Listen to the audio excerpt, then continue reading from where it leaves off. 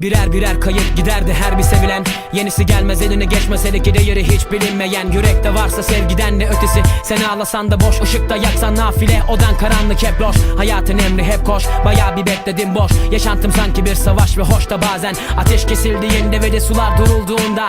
Yoksa hep gülerdi insan, hep kalırdı masum.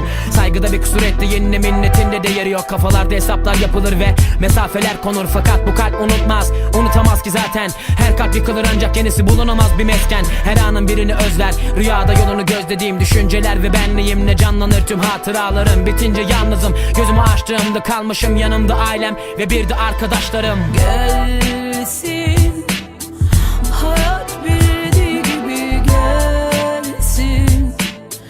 İşimiz bu, yaşamak unuttum. Bildiğimi doğarken umudum, ölmeden hatırlamak. Gelsin, hayat bildiği gibi gelsin. İşimiz bu, yaşamak unuttum. Bildiğimi doğarken umudum, ölmeden hatırlamak.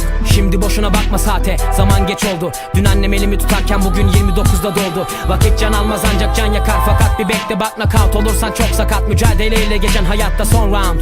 Kazanmak herkes ister, ne istediğini bilmektir önemlisi. Var mı listen, hayallerin, hırsın, cesaretin. Sabır selametimse intikam felaketimdir. Ne mektebimde vardı huzurum, ne vardı evde. Çıkıp bir başıma ağlamaktı belki caddelerde. Hayallerin kurulduğu ve düşlerin yok olmadığı, bu gözlerinse dolduğu, zamanın donduğu bir yerdeyim. Düşünceler dumanlı, dağlar aynı gözde puslu. Bir bakmışım mesafeler uzun ve tozlu. Benimse yol yürür gider bir seyyah olurum. Ne paranın bir değeri vardır aslında, ne de şerefle onurun. Gelsin, hayat bildiği gibi gelsin.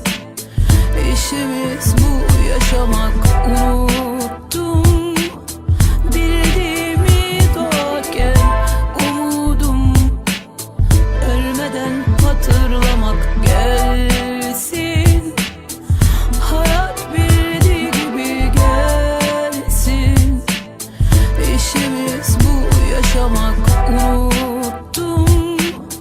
Bildiğimi doğarken umudum, ölmeden hatırlamak. Ameleydim eskiden, şafak sökerdi her gün işe giderken. Cebimde yoktu bir kuruş ve Üsküdar'ımın her bir yeri yokuş. Her gün yeni bir suç ittiler fakat ben olmadım tuş. Kanatlı doğmamış kuş, vakit hiç geçmemişti. Ben hep aynı yerde saydım. Ekmekle vardı kavgam, daha bir sertti günler. Ve geçmişeydi saygım, gelecekti kaygım. Kelebekti kalbim, akar giderdim, olsa bile bir derdim. Hep gülerdim ve ağladığımı görebilen bir annem, bir de ben. İnceden bir perde vardı gözlerimde, göz görür fakat dilim susardı. Ayaklarım elim kolumda bağlı. Hayat bu dile kolay ve lakin her bir yerine ağrı. Ve kimi zaman düşündüm, aslında hiç üşenmedim, ben hep düşündüm. Hayata karşı dört silahşör, hep güler sanmıştım. Bu öyle lanet olası toz bir pembe ki bir baktım her şey ciddi, hemen uyandım. Gel